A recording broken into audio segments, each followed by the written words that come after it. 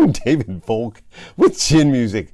Today's post, the fix is in, but don't despair. Too bad Diana Ross isn't on the Supreme Court. It's hard not to be depressed after listening to the arguments before the Supreme Court on the Trump immunity case and the questions asked by some of the conservative injustices. Without knowing their final decision, however, the eternal optimist in me believes that whatever it will be, it could always be worse. How so, you ask? Well, I say we could all have leprosy. Still, there was one good side of the hearing. It appears that the president, whoever he or she may be when the decision is handed down, could get a bunch of cool new powers. Granted, they won't be Peter Parker, Spider-Man, bitten by a radioactive spider, cool superpowers, but he or she could get a whole new bunch of rights to do things that they can't be brought to justice for, including the following. 1, the right to shoot someone on Fifth Avenue with everyone watching, as long as it's an official act, even if the victim just happens to be a political rival.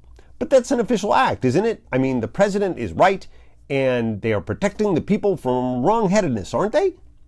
2, the right to stage a coup.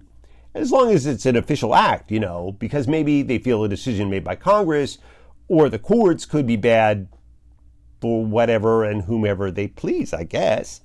3, the right to overturn the results of an election, as long as it's an official act to protect the misinformed public from their ignorance in a time of manufactured crisis. 4, the right to tell the military to kill an opponent or members of an unpopular group, as long as it's an official act to protect everyone else from vermin and other enemies they didn't know that they had. 5, the right to commit any crime they want, as long as the Attorney General says they can, even if the Attorney General was originally, let's say an expert on parking law and has no actual knowledge of the Constitution. 6, the right to grab them by the pussy.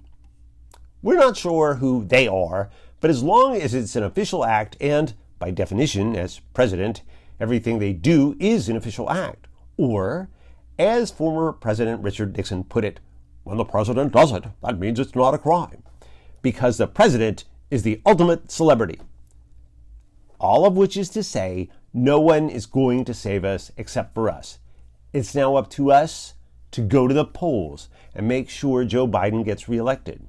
To make sure that pro-Palestinian protesters and single-issue voters not distract us from the fact that if Trump wins, the things they support will be ignored or made worse.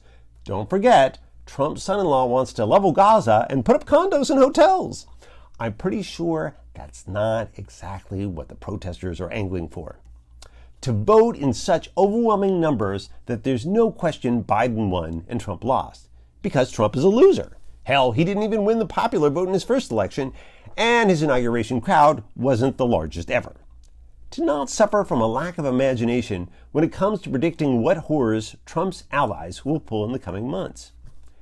To be prepared for anything the maggots will throw at us through Inauguration Day and beyond. And I mean anything, including election fraud, voter suppression, violence and insurrection. To remember that we are the ones we've been waiting for. And it's time to start acting like it. Finally, to convince Biden to expand the Supreme Court, so it will no longer be packed with people who don't believe in the Constitution, and so that Diana Ross will finally ascend to her rightful place as one of the Supremes. That's it. Show's over. Nothing to see here. Everyone go on about your business.